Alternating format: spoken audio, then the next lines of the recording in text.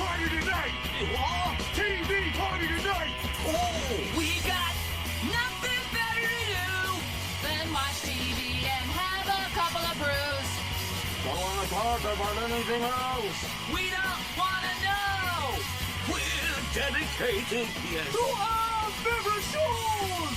Oh, my circuit! Everybody loves Hippo Scary dog! Pearson at Blurnsville. Futurama! Good evening, wrestling fans.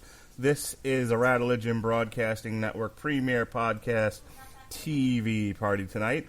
I'm your host, the mandated reporter, and frankly, I'm mortified, Mr. Mark Radulich. And tonight, our favorite show, oh boy, is WWE Presents Super Showdown 2020, featuring all your favorite superstars from Raw, SmackDown, held live February 27th in Riyadh, Saudi Arabia, at the world-famous Mohammed Abdu Arena on the Boulevard. All right, now that I got that all out of the way. Well done.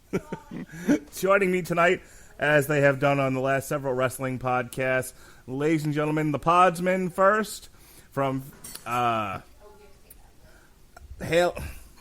You know, I almost gave away where you live, and I was like, shit, I don't know if I should tell that without asking. Hey, is it okay if I say you're from here? Oh, gosh. Wouldn't be a Radulich Broadcasting Network podcast unless I tripped over the intro. Ladies and gentlemen, how you doing, Chris Sheehan? Hey, I'm coming in live from somewhere in Arizona, where the allergies are really, really bad right now. Are they? Because I was seriously considering running out of Florida with my hands waving in the air, screaming, because the pollen's gotten so bad out here, and with my various ailments, I'm having difficulties. I'm sure people have listened to the last couple of podcasts, heard me sucking on holes and trying to stifle coughs, and having all kinds of mess. So I figured, well, maybe I'll go live with Chris Sheehan and his lovely wife. They'll put me up, and that way I can have that dry heat and get away from all this pollen. But you're telling me the allergies are just as bad. The weird thing is, if you move from the East Coast and you have allergies and you come out here, they go away. But if you lived out there and you didn't have them, like I didn't have them growing up, and I came out here, now I got them. It's one of those flippity-floppity things. So if you do come out here and move into the guest bedroom here, you'll be okay. All right. Hey, Melissa, I'm moving to Arizona. Never mind. She just reminded me I have family that lives out there. Forget it. All right, and coming to you live from his Arctic tundra, where he's been ice fishing to feed his family, ladies and gentlemen, the master of the Tauntaun, from our Canadian office, Mr. Chris Bailey. How do you do, sir? Brother, this Canadian office is underwater. I'm here using inferior tech, trying to catch up with you guys. Skype wouldn't work. We got snow coming out of the heavens. Cats are living with dogs. It's Armageddon. Yeah, we're currently doing this podcast by having rope and 2 cups, and we've just thrown them across the continent so that we could get this done. I'm using a tape recorder. All right, enough of this silliness. Ladies and gentlemen, it's Super Showdown. It's the event we're all been waiting for, right? These Saudi shows are always fucking amazing. Come on, Mark, let's call it what it is. WWE Blood Money. Aw, that upsets certain people who can't take a joke. It does, and I'm glad they're upset right now. Kiss my ass. So we were talking before the show, Sheehan, about how this one actually felt like they built to it. Like it didn't, like, in a way it still has that glorified house show feel to it, but in another, it did there was no other main roster February pay-per-view, even though Elimination Chamber is a week from tonight. But that's okay. There was no February pay-per-view. The storylines in this one actually felt like they built to them to one degree or another. This didn't feel as slapdash and nonsensical as most of the Saudi shows have been, don't you think? Oh, yeah, this it very much supplanted what would have been just the next pay-per-view had they done it here. This, as you said, everything built up. We actually blew off feuds, changed titles, as we're going to find out. I mean, this one's actually in the record books instead of just being, as we generally put it, a glorified house show. Appearing on Earth 2, no less. Yes. It's the crisis of infinite WWEs. Chris Bailey, let me ask you this question. When you found out that Goldberg was coming back and he showed up on SmackDown and they did the bit with him and The Fiend, what did you think was going to happen next? What did you think was going to happen at the Super Showdown between Goldberg and The Fiend? Were you team get this title off the Sad Clown, or were you team keep it on the Sad Clown because Goldberg is 100 years old and fat? I was team. He's going for the spear. He's going to fall down into a hole, and we'll never see Goldberg again. Just like a Looney Tunes hole? Just... The Muhammad Hassan hole. Wait, I could do a different gimmick. Shut up, get down there. Nobody wants to see you. What about you, Sheehan? What was your expectation going into Goldberg versus The Fiend? I thought that Goldberg was going to put The Fiend over, and I thought that he was going to be the next picture on the Funhouse wall. Okay. Well, this is going to be fun when we get there, then. My tech has just been upgraded. Ooh. Oh, hot damn. All right, I'm back. All right. And you sound much better now. Very good. Now we have a fiber optic string between those two Campbell cans, right? We have HDMI cables instead of plain old ropes. Yes. All right. I didn't watch the kickoff show, really, unless you're writing for some website nobody has. So unless you guys have a burning desire, do we need to talk about the OC versus the Viking Raiders? I didn't know there was a kickoff show. We never need to talk about the Viking Raiders. Yeah, let's move on. All right, for the prestigious Two-Week Trophy, we had a gauntlet match featuring R-Truth, Eric Rowan, Bobby Lashley, Andrade, AJ Styles, and what would become the pig hostage of this match, Rey Mysterio. And we'll talk about that and why in just a moment. Let me go to you first, Sheehan. What did you think? I love R-Truth. R-Truth is just the best. He needs titles. They need to give him trophies and titles and a whole lot of good stuff. But he really made the first part of this match, just lucking into wins, basically. My main takeaway, besides the reveal that we'll get to, was they flew Lana out there to take 4 steps. She took 2 steps onto the stage and 2 steps off the stage. I don't know, like, how do you even justify flying someone for all those hours to do that? I mean, that's just very, very strange to me. I thought maybe she'd follow him to the ring, but she did not. I thought the match built to a story, which, like we said a little earlier, this really is in the record books. It's actually a stepping stone or a mile marker on the road to WrestleMania, or whatever you want to put it, because it's setting up a WrestleMania match with AJ and the secret not Rey Mysterio. Yeah, I actually kind of liked how this started. Lashley and Truth had something that looked like a match, and then the Truth was able to get pretty far in the gauntlet match just by luck, happenstance, and nonsense. Excuse me. And then we had our big angle setting up for WrestleMania. I know some folks will look at this and say, this wasn't a real match. It was an angle that took place in a wrestling ring. But, yeah, sometimes that's wrestling, right, Bailey? Yeah, man. Like, as you said about R-Truth, I mean, is there any guy in this company now, outside of The Undertaker, of course, who's got a bigger horseshoe up his ass than this guy? I mean, he has lived through, era after era of good and bad wrestling, and every single thing that this guy does is magic. It doesn't matter what you do with him. You can give him dance parties. You can pair him with, The Miz in a main event of a crappy pay-per-view. You can do it all, and, he's like Teflon, man. This stuff, anything that's shitty slides off him, and he makes magic out of it. And he did it once again here, man. Yeah, he weaves dog shit into gold every time.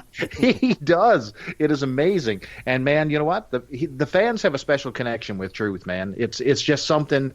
Everybody's rooting for him. He's just got that personality, and it's a comedy act, but yet it's a comedy act that people would take serious if he put actual legit gold on the guy. So, barring the mystery guy who will come out a little bit later, Mystery Rey Mysterio. I think this was a pretty decent match. It was really, really over seeing him get win after win after win. Even big stupid Eric Rowan doing his gimmick with his lobster pot. I don't know.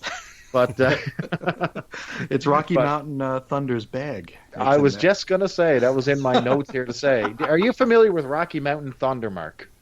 I have no idea what that is. Okay, so back in the AWA, we're gonna go have a little Millie history lesson here. So there was a wrestler, and not a very good one in the dying days.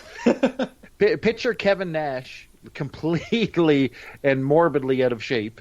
Oh no! And yes, and could wrestle 10 times worse than Kevin Nash. And that was Rocky Mountain Thunder. And he, instead of a pot or some sort of box that he carries around, he carried around a large bag over his shoulder, which nobody ever knew the contents of. A large sack, yes. And his finishing movements, it was technically a leg drop, but it was more him sitting on someone's face. It was very unpleasant. And it was just the fact that this dude was just so damn awkward and goofy that he couldn't land a leg drop. And I think he only wrestled like 8 or 9 times for the AWA, and they built up this mystery to what was in his gunny sack. What's in the bag? It was never revealed. It was never, ever revealed. I posted on one of the Wrestling Classics website forums years ago, like, what was in the bag? And everyone came back with, well, it certainly wasn't talent. And that's so we know what wasn't in the bag. We just don't know what was. So with this guy, there's exactly 2 YouTube clips that everybody listening to this needs to get at right now because they are horrendous. Anyway, moving on to the match. So should we spoil it, Mark? Should we tell them what happened to Mysterio? You have the conch shell. Take it away. All right. So Truth manages to roll through several people with the good luck streak that he's got, his lucky horseshoe, and all of a sudden AJ Styles comes out. Now, AJ is on a bit of a roll. He comes out. Now, Truth is down. He's battered. And Rey Mysterio's music hits, and no Rey Mysterio. So, of course, AJ is laughing in the ring. Rey's music hits again, though. And once again, no Rey Mysterio. All of a sudden, we switch to the Titantron, and we see the OC beating down Mysterio out on the ground. Now, it flashes back to AJ. He's laughing. He knows that, he's going to survive this. He's going to get the trophy because his boys just murdered poor Mysterio in the back. When suddenly we flash back and the OC are now laying down on the ground, and a large looming presence with a black trench coat is over them. And, of course, it's The Undertaker. And, boy, does the gong rings out through Saudi Arabia, and out comes the Taker in this weird lighting. You've never seen the lighting that Taker's had until you've seen his Saudi entrance. I mean, he's got like mid-90s grid dance lighting on this guy. It was awesome. It actually enhanced his it was a very unique entrance for him. So anyway, Taker hits the ring, or as he saunters to the ring, I should say, in true Undertaker fashion. And of course he squashes AJ with a bit of a botched chokeslam. So, and then of course he wins the trophy, which he doesn't even take with him. He looks at it, decides it's the shits, and walks up the ramp. I wish we could have had footage of like Vince McMahon just handing him his check, and like his eyes turn into dollar signs, and his tongue comes out, and there's a money bag on it. Is it me, or does every single Taker match recently involve a botched move and Taker looking at it in extreme disgust at the fact that he screwed something up? I mean, he's the one taking the jobs and the money.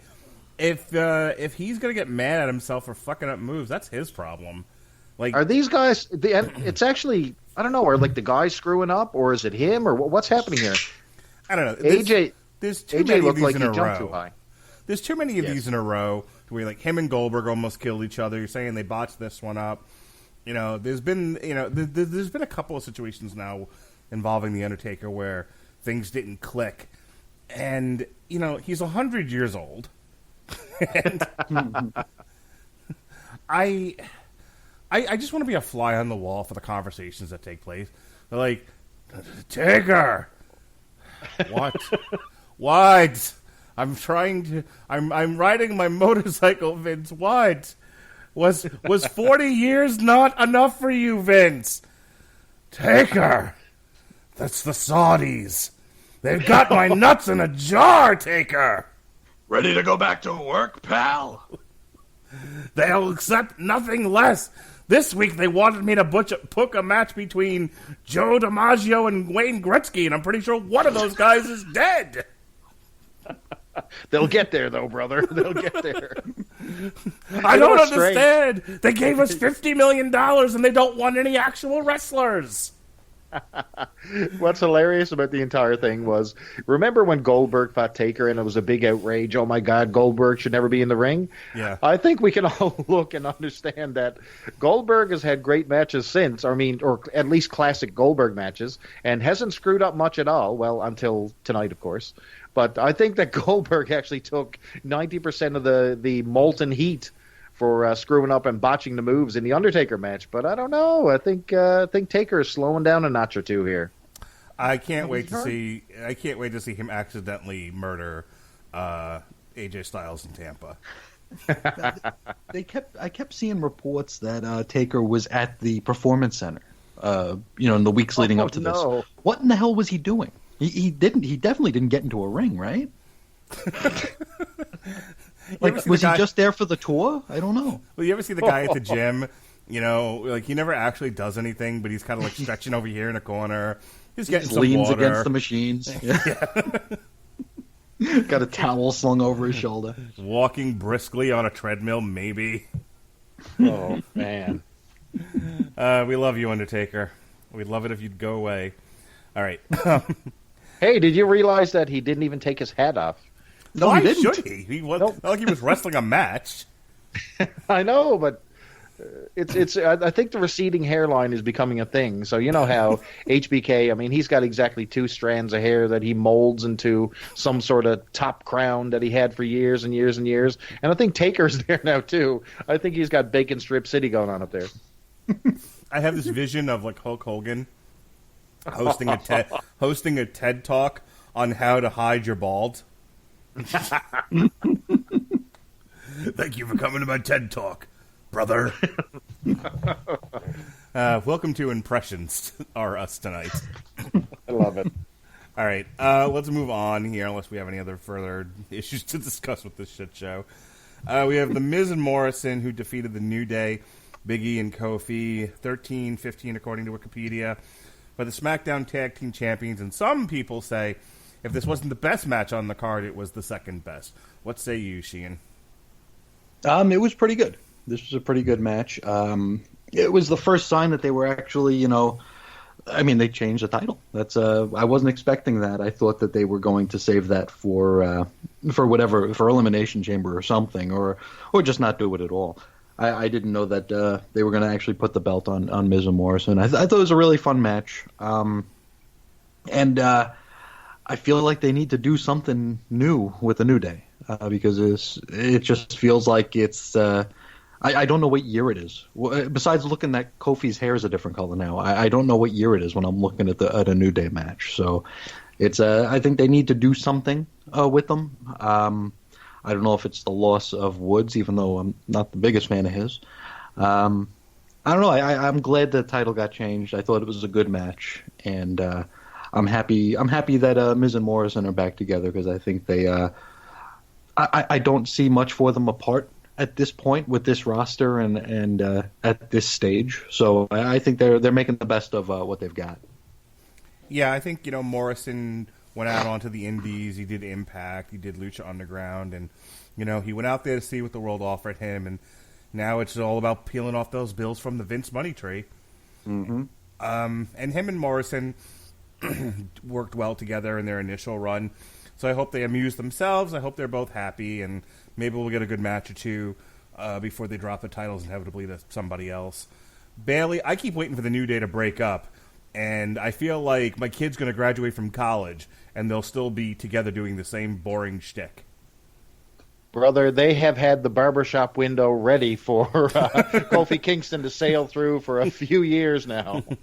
And no, sir, will Big E toss him through that window. I just don't understand. New Day has definitely, expired on the shelf. I guarantee you that. So I'm glad that they did a switch here, but I am not the biggest fan of Miz and Morrison. I got to say, John Morrison, since he come back, has just felt like a step off or something. I'm not sure exactly what it is, but you pair him up with the Miz, whose offense is about as light and touchy as a Sid Justice versus Hulk Hogan match. It's really, it's really just barely grazing you when he kicks you and when he punches you. Really, really soft. And then you put Morrison, who basically wrestles himself. Like it's the most zero impact of any wrestler you'll ever see. His finisher is Starship Pain, where basically he stands on the top rope, he does this little springboard into a twist, into a corkscrew, almost into a pin, misses them 90% of the time, and calls that his finish, Starship Pain. And I just don't know. I mean, yes, I understand. Hey, you're good at parkour. Good for you, man. Good for you. But it just doesn't translate well anymore into the ring. He's got that little spin kick. It sort of belongs in early AEW. If that makes any sense. You know what I mean? It seems like he should be wrestling Orange Cassidy or the Dark Order or something. I don't know. It just seems out of place right now with the type of wrestling we're doing. Now, New Day, on their part, they were a lot stiffer and they were hitting their, really great tandem tag team offense. But Miz and Morrison was sort of doing their own thing. They weren't really mixing up the offense. They weren't playing the tag team role. Sort of, it was a Miz match, then it was a Morrison match. Yet New Day was wrestling a tag team match. It was sort of off for me. But you know what? They changed the tag team belts on a Blood Money show, so it's become historically relevant. So I was happy with the finish, man. Sheehan and I were talking before we started the show tonight, and I mentioned this on the 411 on Wrestling podcast with Larry Zonka to one degree or another. I really feel like the WWE has become WCW circa 2000, and I don't even want to get into this serving too many masters line of logic, because that's a whole other podcast.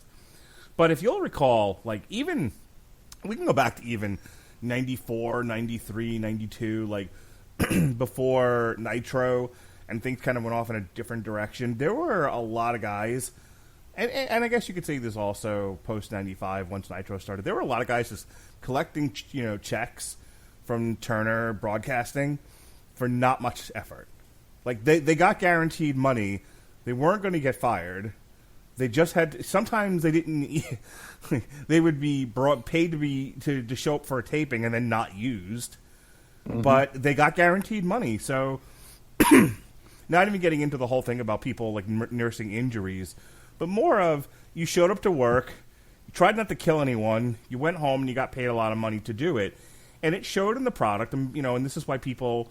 Eventually people gravitated towards WWE because WCW was sort of a lifeless product for a while. And I feel like that's where the WWE is going right now, because they're paying guys just to not go to AEW. They're paying guys to not go to New Japan. It's mostly AEW, but they really don't want them to go anywhere at this point, because it's embarrassing. It's a bad look for the WWE to say, okay, Joe Schmo, okay, Luke Harper, we're not going to use you because, we don't see anything for you, but what we don't want is for you to show up somewhere else, work up to your potential or beyond, become a huge superstar. Here, let's use a real-life example. John Moxley. They let him go. The champ. The champ, yeah. They let him go. They couldn't keep him. He went on every podcast saying what a miserable place it was to work at the WWE, and how creatively stifled he was. And now he's probably, the single biggest success story in wrestling right now. He's on top of the world. He can go anywhere. He can wrestle for anybody, do anything. He has all the creativity in the world. And he's and AEW just threw a title at him and a big sack of money. And he got to say fuck on TV. He did. So, if you're the WWE, how many John Moxleys do you really want to create? None.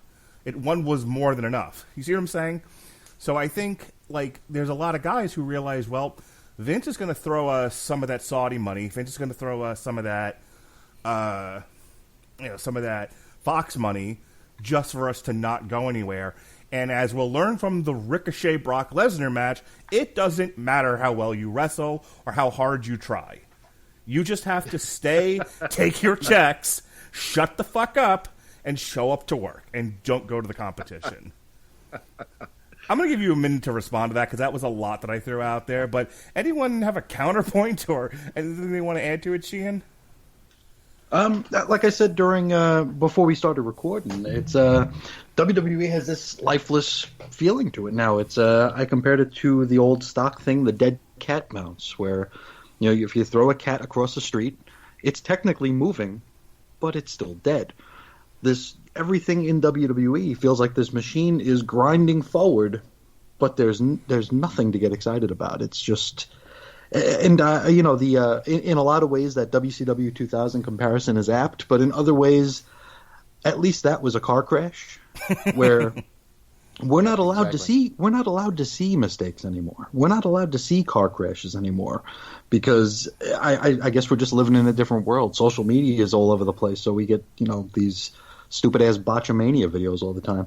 It's just we don't get the opportunity to be spontaneous because we're scared that someone on Twitter will capture this mistake and send it out and people will see this mistake. It's just a whole different world where it's too safe, it's too sanitized, and everybody is just showing up and they're all giddy and happy just to be there and take the money. It's not about being the best that they can be. It's not about being better than the next guy over. It's not about out wrestling anybody because, if you ask people there, they're not in the wrestling business. So it's just a real sad state of affairs where, we're about a month away from WrestleMania, and I couldn't give a shit. This is just this is the Say one what time you a year. mean, Gene. Well, this is the one time a year we're supposed to actually be like amped up, and I couldn't be bothered. It took everything I could to get through this show. I don't know how I'm going to get through 37 hours of WrestleMania 35, 36, whatever the hell number it's supposed to be. You know what I'm excited for? I'm excited to be there with my kids and have a family experience. Be there with my wife. Just have a fun time out at a very large stadium-sized social event. The other thing if someone had a gun to my head and was like, but Mark, what about the wrestling? You have to say something about the wrestling. I'm excited for evil pirate Kairi Sane to show up and come out of the goddamn pirate ship at Buck Stadium. How are you going to feel when she doesn't? I'm going to beat one of my children. Whichever one's closer. Which one should I beat if Kairi Sane doesn't come out of the pirate ship? How are you going to feel when her and Asuka lose the belts to the Iconics in the pre-show? Oh, what'd you say, Melissa? Tough one. Okay, come back to me on that when you figure out which child I should beat when they disappoint me once again for the last time. Bailey, anything else? If not, we're going to move on. The only thing I will say, it's telling that you had to bring Goldberg and Ernest P. Worrell back to, or John Cena back to physically raise the interest in WrestleMania. It tells you that the roster that they have there is not big enough to run a show from.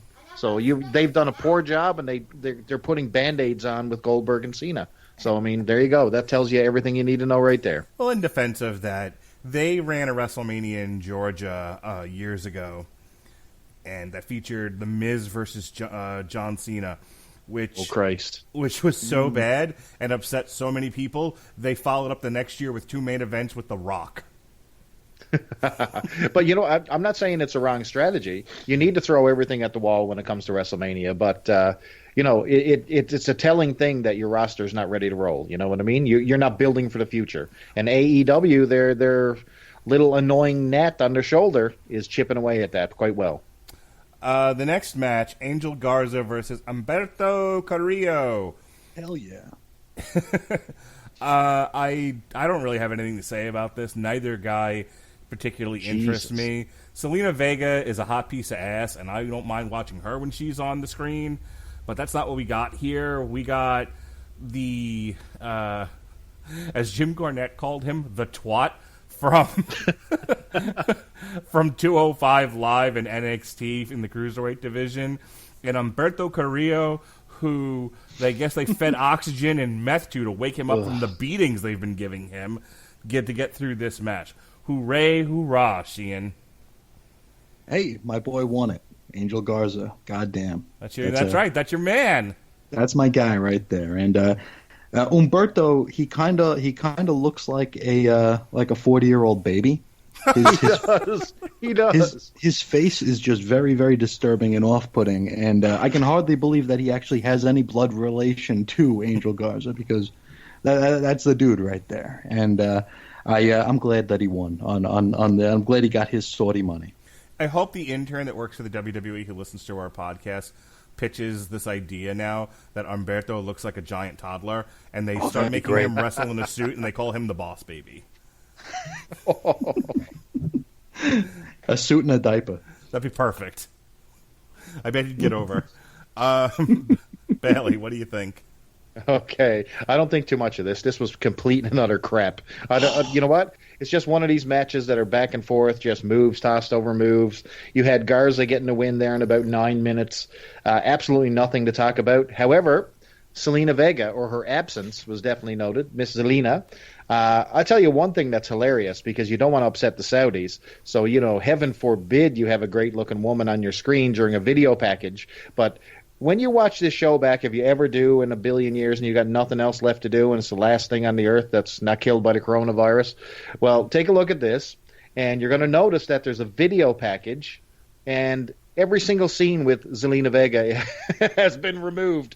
It is the worst edited video package I've ever seen, not to upset the Saudis. So take a look at that. That's the only thing interesting about this turd. I heard about this. They hired the guy that had to re-edit WrestleMania 20 to get Chris Benoit out of there. And the guy that shot around Hogan's bald spot. Yes. Triple H taps out to himself. Right. It was great. I'll tell you what. I actually that's a real thing, man. Because I've been to video stores when those were things, and I would see like DVDs of WrestleMania 20, and the main event was Triple H versus Shawn Michaels. It's fucking hilarious. Oh yeah, that was on the back of the DVD back in the day. Yeah, so good. I love the WWE and their like North Korea-esque propaganda machine. It's fantastic. All right, speaking of North Korea's propaganda machines, Seth Rollins and formerly Buddy Murphy, now just known as Murphy, because sure, defeated the Street Profits for the Raw Tag Team Champions in 10 minutes and 40 seconds. Some people say that this may have been, if not the best, then the second best match on the card. I tend to think that this was the best match, like no jokes aside. And here I'm going to repeat myself a little bit from the 401 podcast. I actually thought this one told a story. I thought this was dynamic. I thought the four guys worked well together. My one disappointment is that we know the Street Profits are capable of so much more because we saw it in NXT.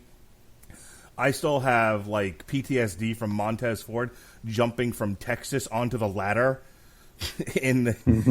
Yeah, you're not joking. So we know, and Montez Ford has so much charisma and so much athletic ability. He's amazing to watch. And Angelo Dawkins works great as the heavy in that team. And the Street Profits are just so good when they're not talking.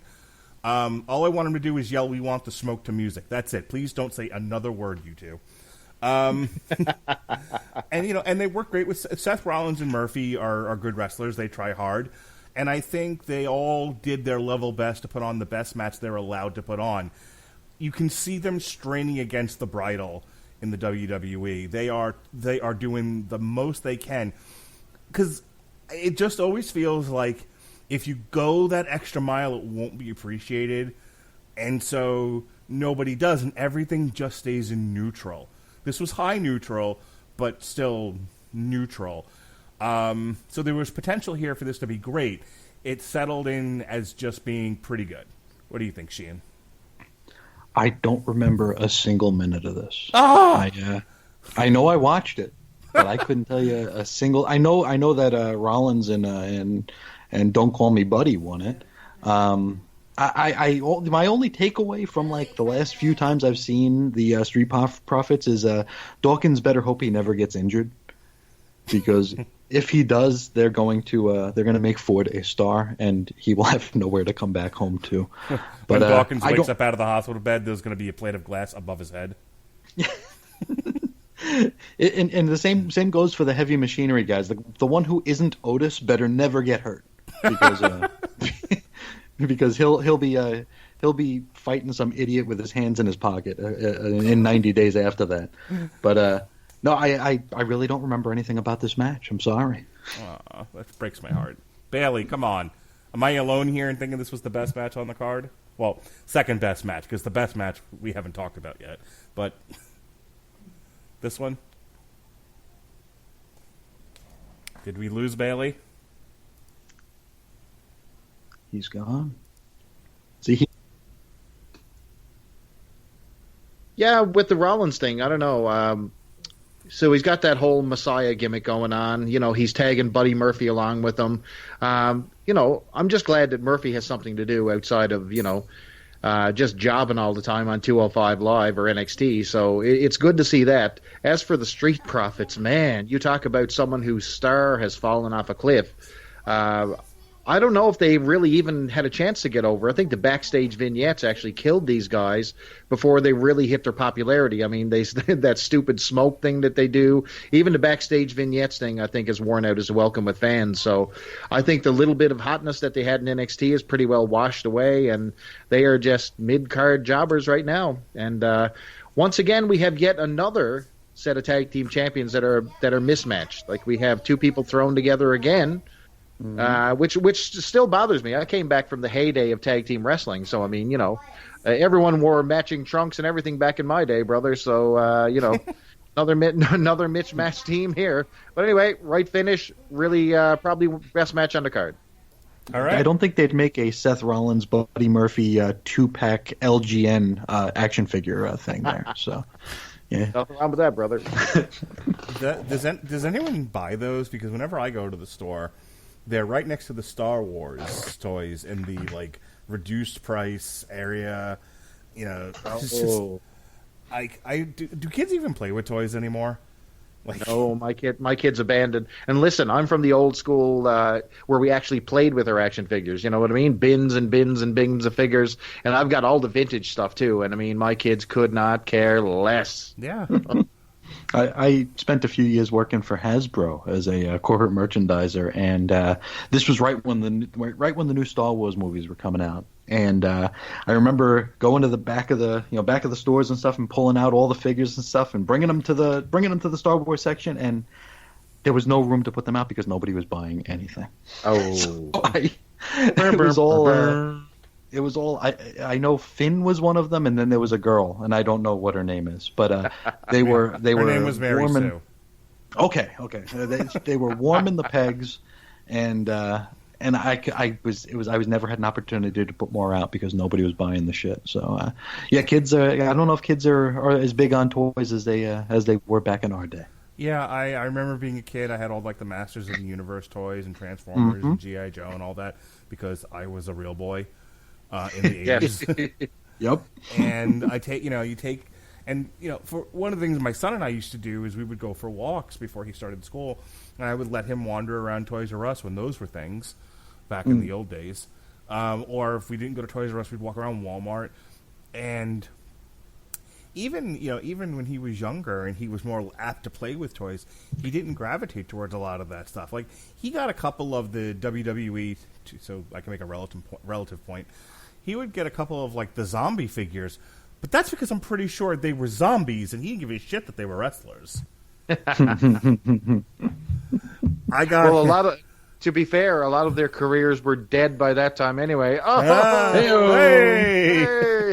All right, we want to thank our musical guest, Band Naked Ladies. All right. Hey, they're one of my favorite bands, you bastards. That's because you're from Canada. All right. Mansoor defeated Dolph Ziggler in 9 minutes and 20 seconds. Mansoor, the master of Saudi Arabia. Mansoor, the hero of Saudi Arabia. Mansoor Mania is running wild. Indeed. How they have not. You guys got to lay off Mansoor, okay? Yeah, I'm surprised. I was just about to say, I'm surprised they didn't make a Saudi Arabian title and give it to him. He should have won that gauntlet match. Gosh damn it! That's the one he would have the, what would they call it? The prestigious yes. Tawaki trophy. Taker should have chokeslammed AJ Styles, and Mansoor rolled in for the pin and took that thing home. So they usually do 2 or 3 of these shows a year, and I know they just signed, like, after the kidnapping situation from last year, as they called it, the hostage situation, that's what it was.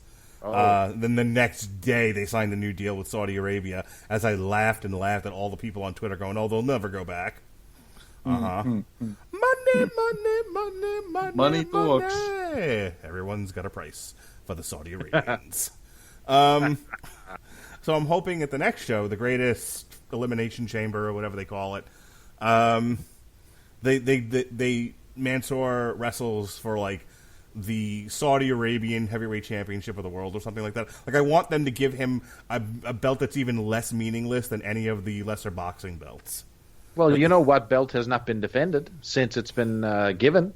Remember Braun Strowman's greatest Royal Rumble ever World Championship? Yes. The Royal Rumble belt? That has yet to be defended. So Mansoor could have that championship. You never know. No, well, he's the lineal Saudi Arabian champion, right? That's true, because to beat never gets old. To be the man, you have to beat the man. All sure. Right. So Dolph Ziggler is sort of my poster boy for just phoning it in these days and peeling off those bills from the money tree. And I think they would have something with Mansoor if they used him more than twice a year. And that's my analysis on this match, Sheehan. That's about the size of it. I don't get Ziggler anymore. He was like the I'm going to AEW guy before AEW was AEW. Like, he was always just bitching on Twitter that he's leaving the company, and then he would keep signing with the company. So I don't know what his deal is, if he's happy, if he's coming, if he's going, if he's going to try to stand on a stage and tell jokes or what. Vince McMahon showed up at his house with Jenna Jameson, hogtied, and like she's like in his basement or some shit like that. It's very possible, but yeah, he did the job for. Mansoor. So what are you going to do? I guess he got paid. He definitely got paid. Bailey, give it to me. So this is the first time that Mansoor has actually missed a move, by the way. He was always like super clean, super technically sound on every drop kick, every arm drag, everything you name. And this time he gave Dolph Ziggler a face full of knees with that moonsault, or a gut full of knees, I should say. He undershot the mark, and that was the first time I've ever seen a dent in Mansoor's impervious armor. So he remains undefeated here in Saudi Arabia, and I think he's going to probably remain undefeated in Saudi Arabia, wrestling twice a year for the rest of his natural days. So there you go. Well, here, let me propose an alternative. I pitched this idea already. I want to see what you guys think. What if, so that maybe Mansoor could actually like become a good wrestler and a valuable I don't like it already. A valuable asset to the company. What if they sent Mansoor to do a tour of NXT UK? Like, they got him working all the tapings in NXT UK. They get him on the Dublin card. They get him on whatever follows after that. Like, do a good 6 to 8 months working steadily in NXT UK. End it with a program with Walter and see where that takes us. What about that? At least it's something. He'll be wrestling outside of Saudi. It would be nice. I think he would. Yes. I wonder if he has a license to do that. Maybe he's only licensed in Saudi Arabia. In Orlando. Just think about it. We have a history of like racist foreign heels. It would be a breath of fresh air to actually see a face foreigner, you know what I mean, who's actually from like a Middle Eastern country. You know what I mean? We've had a couple attempts at it before, but I mean, someone like Mansoor I think has a chance to actually get over and be popular with the fans. So I think it's Mansoor is the guy we need on our television, guys. He can cut a promo. He can. He can. He sounds good. Yeah. Like I said, very confident. NXT UK is in desperate need of faces that are not. That show's still on? That yes, sir. That are not 300-pound fatties and Tyler Bate. So I'm just saying, if you're not going to use the guy, Walter needs hot faces. Why not send the Saudi guy? It's like they're all being trained by Chris Hero over there or something. Diet tips by Oh no! Oh no! Oh no! Is right.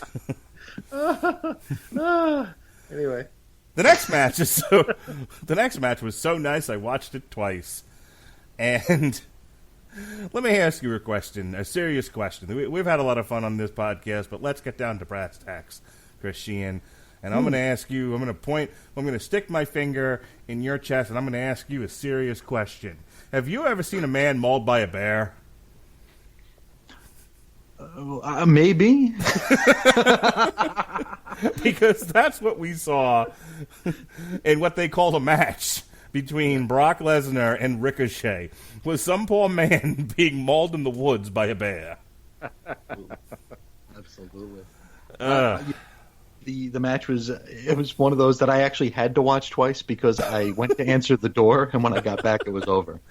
So my main takeaway, unfortunately, is that they zoomed the camera a little too close to Ricochet's giant pimple on his head, which was like really, really gross and oozing. It's like, don't do that.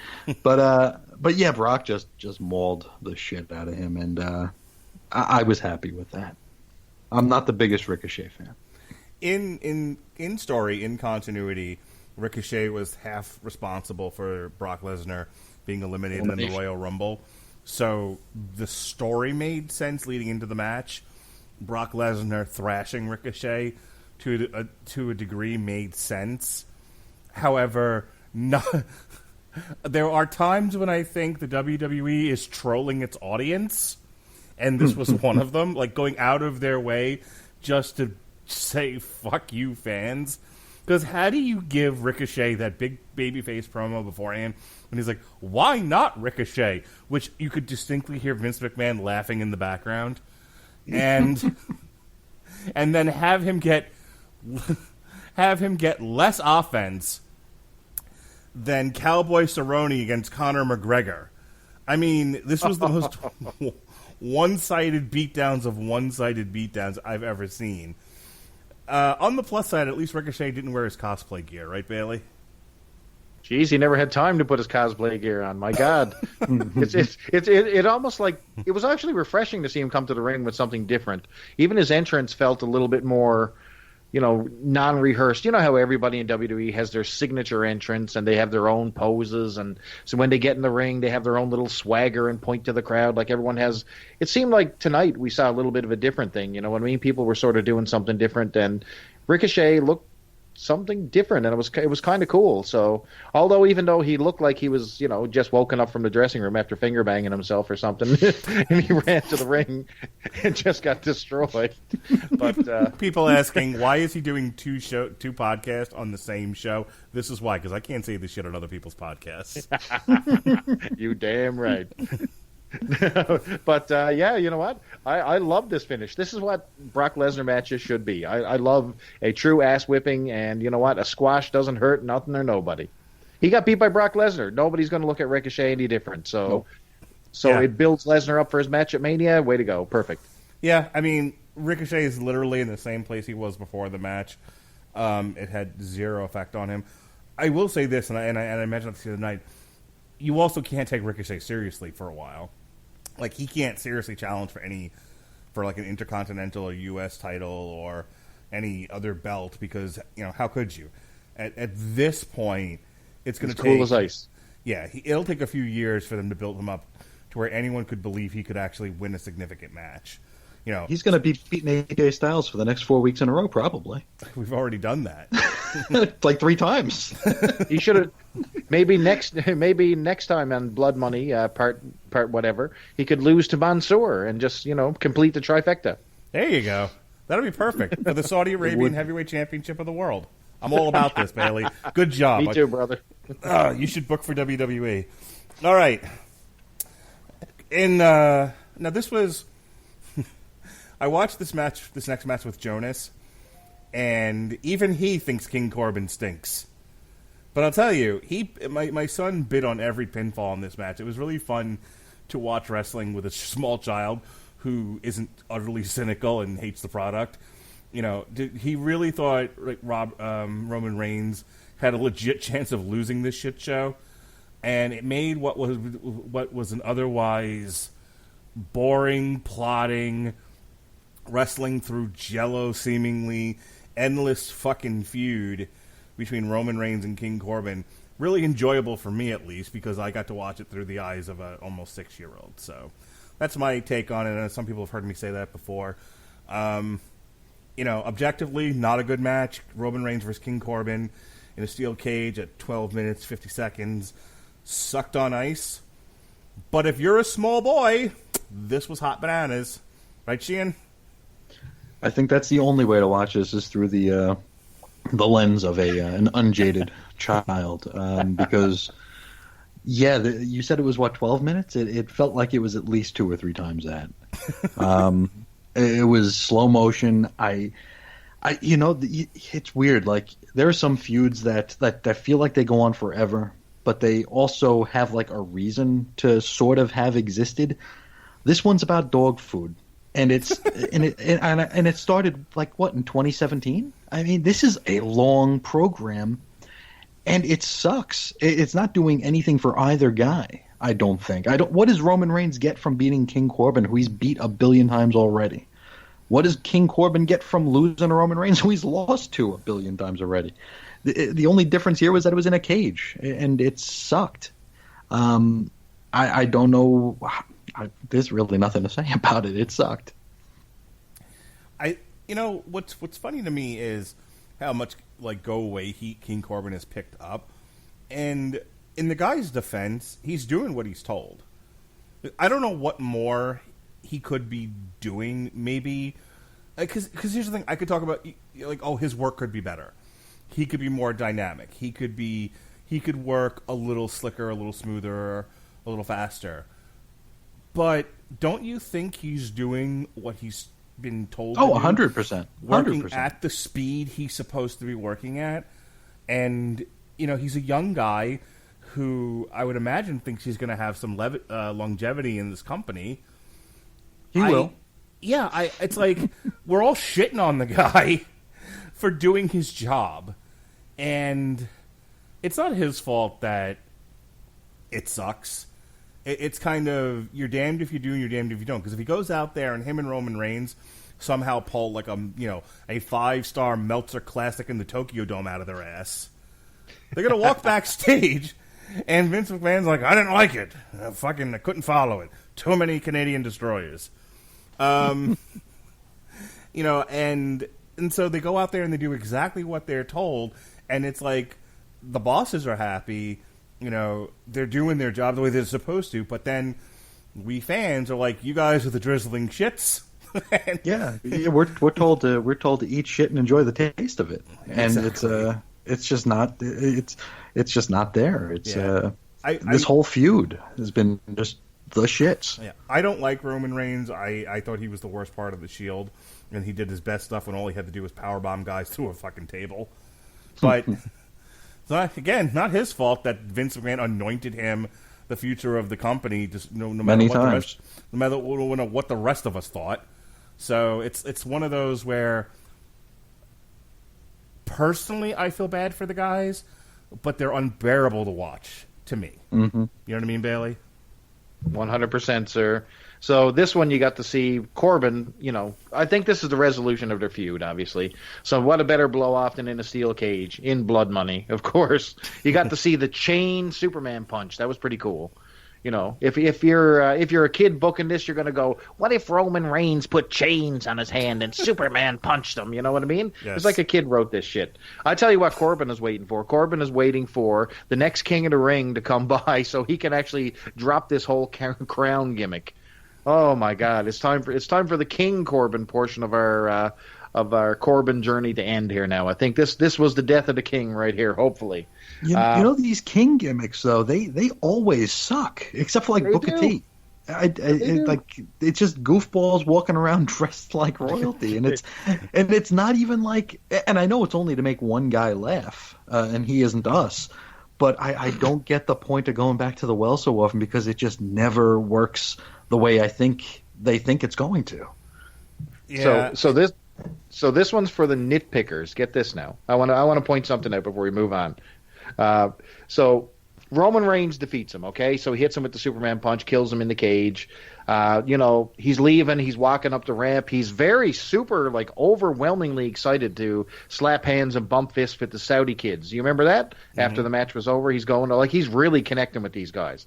But apparently, he's not in position for the big fireworks shot. And you could see the producer, like, the camera's sort of trying to swing to get the shot of Roman standing with his hands up and the pyro exploding in the background. And Roman, God bless him, keeps moving out of position. Anyway, it gets to the point where the director behind the scene, he whistles. He goes, so I can't whistle. Anyway, there's a very large whistle. You could hear it. And Roman, you could see his face. He tunes in, and he suddenly walks to the part of the ramp he's supposed to be on and, like, raises his hands. Just double-check that. It is the most hilarious thing on this entire show. Like, Roman continually at a position, and the director gets mad at him and has to whistle to get him in position. It is hilarious. Anyway, I think he was just really excited because he found out before we all did that this was a number one contender match. I think that's all it was. Yes, the case of the amazing disappearing men's elimination chamber match. Mm-hmm. All right, so we've been talking forever, and I brought this up before about how, when Bayley turned heel, she needed to be yelling at the fans and be like, I've been taken for granted, and fuck you people and everyone that looks like you. And instead we got Bayley is depressed, and, I called her Prozac Bayley there for a while. Well, finally, I don't know what it took. Maybe she was just super anxious she was going to get left in Saudi Arabia or something like that. I don't know. But she came loaded for bear in this match with Naomi. And Naomi is a super fun babyface. Visually speaking, and really, what else matters when it's the WWE's except for visuals? She's fun, she's colorful, she's bright. She's something for the kids to really latch on to, and they did, even with their Saudi wrestling getup. The kids in Orlando loved her when she won the title at WrestleMania a few years ago. Kids in Saudi Arabia loved her. Bayley came out loaded for bear, ready to whoop this girl's ass. They actually had a pretty fiery match here, and I thought they actually, we were waiting for Bayley to have to connect with somebody and actually have a pretty smooth match, and I think we finally got one here. This was pretty good, and I thought they made good use of their gear for the finish. What did you think of this one, Sheehan? I thought this was a lot of fun. I loved the ending. I thought the ending was fantastic. Very, very creative, and very context sensitive for the situation they were in with the big T-shirts and stuff. I thought it was a little funny when Naomi started the match and went for that that split on your face thing that she does. I'm like, ooh, that's a little risque for the Saudis. I didn't know if they would dig that. Seeing just a split right on the face. But I thought Bayley brought it out. I think she's really finding her. I think she's finding her spot as a heel. Unfortunately, on SmackDown they brought back Sasha, so she's going to be back in the shadows anyway. But I thought this was a really fun match, and I really can't say enough about the ending. Super creative, super fun. All right, Bayley. Hey, Bayley. Bayley versus Naomi. Go. Yeah. Is she using my namesake again in vain, the bastard? Anyway, I gotta say, pretty fun match. When you compare this to the Natalia versus what's her name, apartment wrestling woman. She's herself. A lady. She's a lady. She's got kids. She's in the military. All that shit. It was blonde 1 versus blonde 2. That's all you need to know. Yes. However, that one had a little bit of emotional resonance. This one had none of that. I don't think there was. I don't think the emotion of a woman's. A woman wrestling in a Saudi ring had any impact anymore. I think we're over it already, if you know what I'm saying. So they just had a really good match. And actually, Naomi, who I criticize a lot for having just a stupid look, stupid hair, and just pretty well stupid everything, actually carried this one off pretty well. She was a great opponent for Bayley. Some of their moves and that ending was super inventive as well. I don't know. This was more than okay. I got to say, I was not hurt or embarrassed by this one. Our feature match, our main event, was, as far as I'm concerned so far, Match of the year. Yes, exactly what it should have been. Every strike, every spear, every jackhammer or hip There was a toss, jackhammer in this or match? whatever you want to call it, Rolling suplex. was spot on and hard and slick and dynamic and fantastic. Goldberg defeated The Fiend Bray Wyatt in 3 minutes. In all seriousness, and I said this to Larry, I fucking called this. Bailey, you've done a bunch of these with me since this whole Fiend thing started. I called it at SummerSlam. I said, this guy's garbage. This fat ass, they're gonna let run around for a while and do his stupid thing, and then right as he's getting hot and people are gonna buy into it, they're gonna shoot this motherfucker in the forehead and let the entire roster run over him. You were not wrong, sir. You called this on Twitter. Believe it or not, Mark Radulich absolutely 100% called Goldberg's destruction of The Fiend well ahead of time. I can guarantee you that. I have the tweets to prove it. But you know what? I really, really, really loved Goldberg winning this one. When I saw, Bray Wyatt there in his little fat pants and his striped little pants, and I don't know. I was pretty excited for this match to happen. I honestly thought it was going to be Goldberg spearing him and falling him to a hole in some stupid ending. And just to see Goldberg sort of semi-botch the jackhammer and beat him, it was pretty cool. But when you think about it, Bray Wyatt really didn't lose anything here. So when you really look at how this angle played out, he had to spear him 4 times, which was no big deal. He did that to even Ziggler. He speared him 4 times and he kept getting up. And, so you're sort of saving face. You're not completely burying The Fiend. And then, of course, The Fiend stood up at the very end and disappeared into the darkness to show that he no-sold the jackhammer and the effects of it. So hang on. Can I talk about that for a second?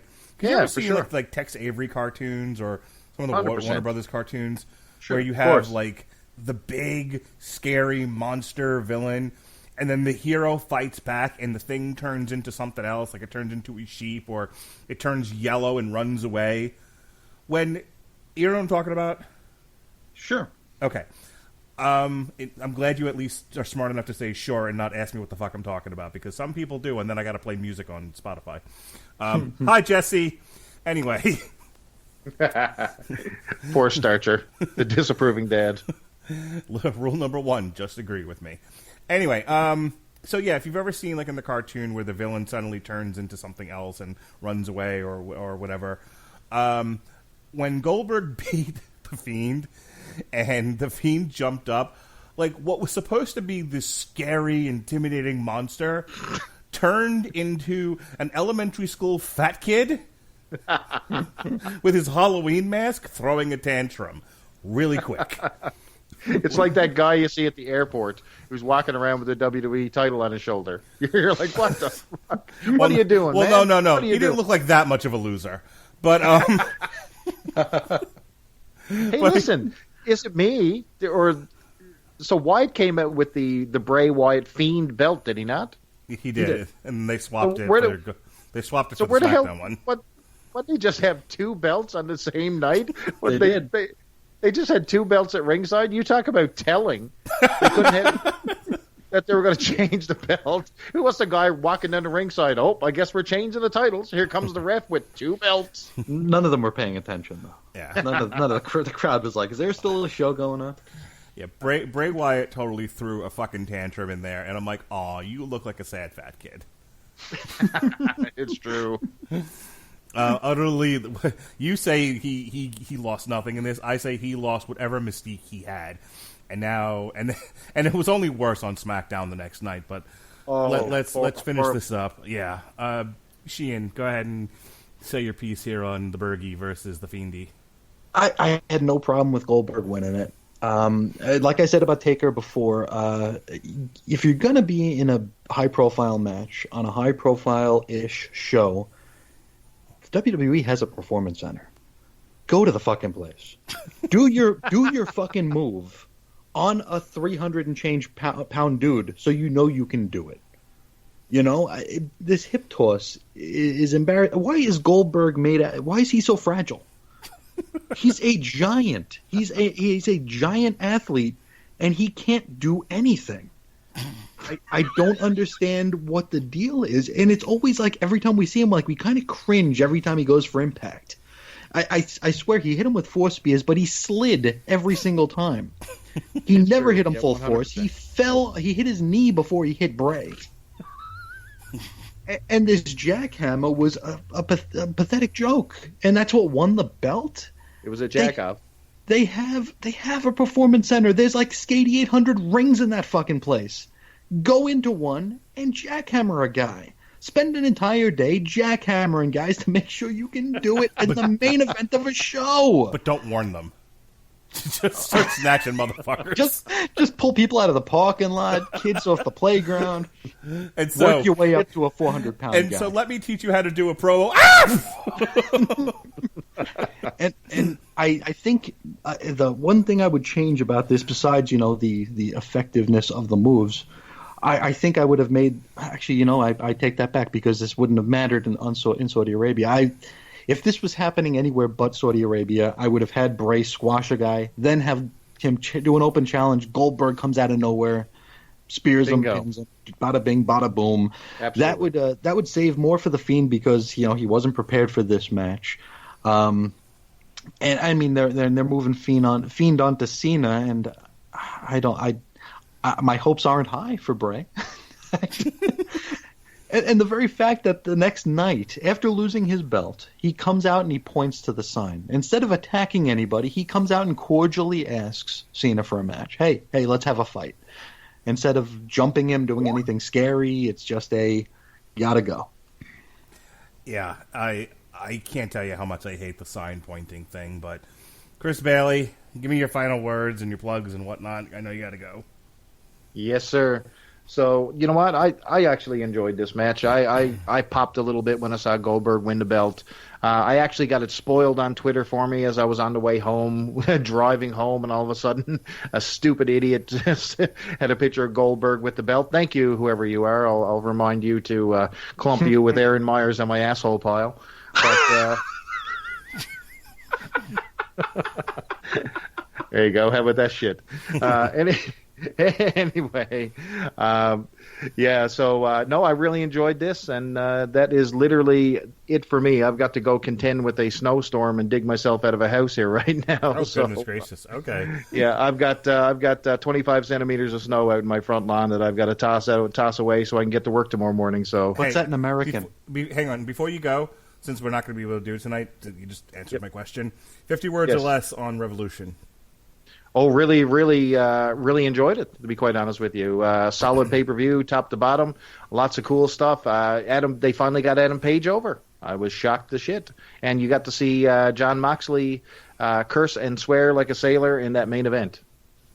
Yeah, and Chris Statler's alien gimmick, I dig, but I can't stand her wrestling. How about that? That's my rap. Very good. Thanks a lot, Bailey. Anyway, if you're in Newfoundland on Friday night, you can come to Cutting Edge Wrestling, where you'll see myself doing the ring announcing for their signature event, Smashing Tables. So there you go. Beautiful. Perfect. Anyway, take care, guys. It's been a laugh and a half. Take care. Okay, bye-bye. To wrap, let's Sheehan, before we go, let's quick talk about the following night on SmackDown, because I'll tell you what. Yeah. I haven't watched SmackDown probably since Survivor Series. That's not necessarily an indictment of the show. It is partially, because if I gave a shit, I would have, tried. Sure. I DVR NXT and AEW, and I watch those, every week. Even if I have to watch them on fast forward to get myself caught up, I at least try. I haven't watched SmackDown at all. I deleted a whole bunch of them between Survivor Series and the Friday after Super Showdown. I made it a point to watch because I was super excited about it. Like, it's the first time I've been excited for SmackDown, probably since it aired on Fox. Gotcha. Because I wanted to see the fallout from Goldberg and The Fiend and what they were going to do with Roman Reigns. And I wanted to see what they were going to do with Cena. I was hoping they were going to drop a piano on him, but no such luck. But it had piqued my curiosity. I wanted to see what was going to happen. Sure. What a waste of 2 hours that was. Oh, yeah, you'll never get those back. And I probably won't watch SmackDown again until after WrestleMania. This was hot garbage. First of all, I thought we were getting an elimination chamber with the men's, and you know, it'll be Roman Reigns anointing, and he would go on to WrestleMania to fight Goldberg. And instead, he just was like, you know who next? I'm next. Did I mention I'm Samoan? Believe that. Believe that. Yeah. My hair is greasy. I'm next, motherfucker. And that's all it took. Yeah. Goldberg Goldberg growled and smiled, and that was it. I'm gonna try that, man. I'm just gonna jump into a ring one night and be like, "I'm next," and be like, "Oh, he said he's next. Oh, fuck, sign him up." I'm gonna do that the next time I go on a job interview. I'll work here. Oh, okay, sure. Get a desk, get an office. Come on. Now, that was kind of a letdown here. I don't know what the logic is to it. I don't know. I mean, it kind of cheapens. It cheapens a title match at WrestleMania if you could just ask for it and get it. Because as we mentioned during the Saudi show here, all he's done for the past year is beat Baron Corbin over and over and over again, except in the times that he lost to Baron Corbin. So I mean, I don't know what claim he has as a number one contender. Then again, I don't see anybody else on SmackDown who has any claim to it either, besides The Fiend in a rematch. But this was just so dumb. And when Cole mentioned it halfway through the show, he's like, "Oh, we've signed the Universal title match." I was like, "What?" like, is this like an outtake? Is this one of those things that you see on YouTube where you get like the alternate feed coming from Vince or something? It's like, oh yeah, this is what it'll sound like when you say it next month or in 2 weeks. This was just silly, and I mean the Cena thing that they played up the entire show, him coming out and saying that he's just going to step aside this year, you know, I don't know that anybody bought it, because it was just so forced. It was so telegraphed that the show wasn't going to go off the air like that.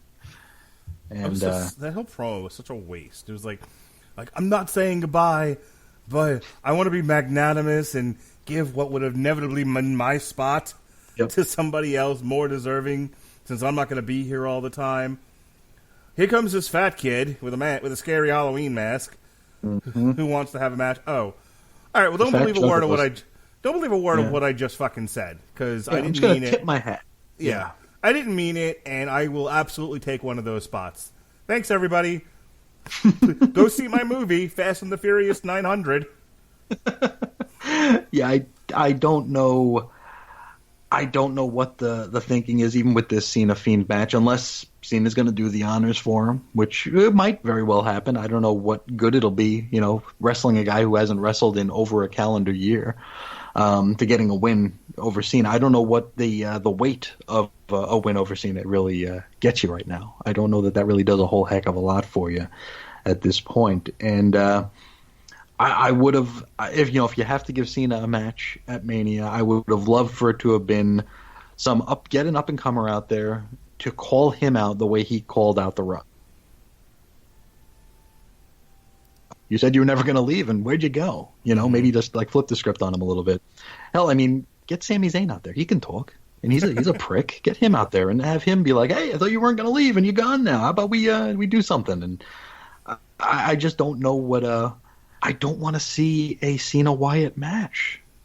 No, because I don't even know what the worst case scenario is, but either option we have Bray no selling everything like he's done all the time, or Cena goes against the odds and beats a demonic juggalo, and I don't see the pyro going off either way. First of all, if you can bet money, you can bet the mortgage that John Cena's beating the Fiend at WrestleMania. Let's look at that twisted. That's true. Number two, I remember when, if you really wanted a match with somebody, you just fuck them up, run out to the ring and hit them with a chair. Remember those days? ring bell, anything. Hit him with something. Yeah. They did the 5 feet from each other. He just pointed to the sign like a kid with social problems. Ugh. I'm not looking forward to this. Hopefully this will be the end of the Fiend after this. I want Cena to not only beat him. Okay, now I remember where I was going with this. Put him in the Muhammad Hassan hole. If there's any justice to the world, the Fiend will win, but he'll win when he hits John Cena with Bumblebee.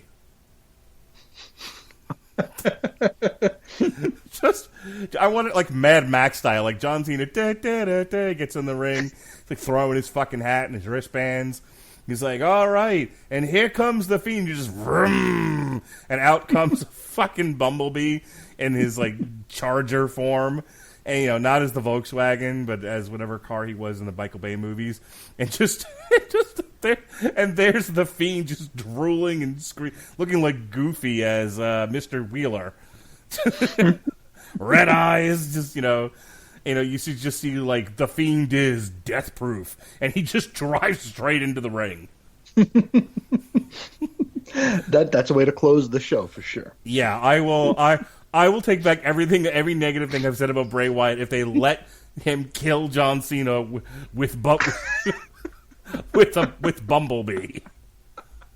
Oh man! I'll kill you, John! Oh, that's the way to end WrestleMania. Oh boy, and I'm trying to think of either scenario here.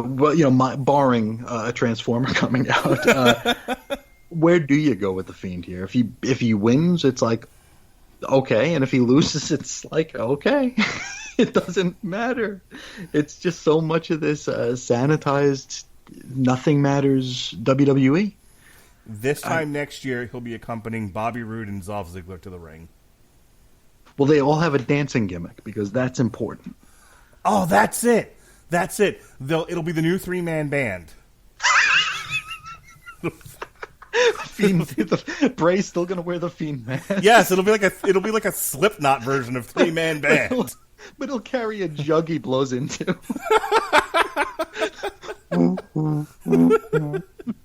We're the 3-man jug band.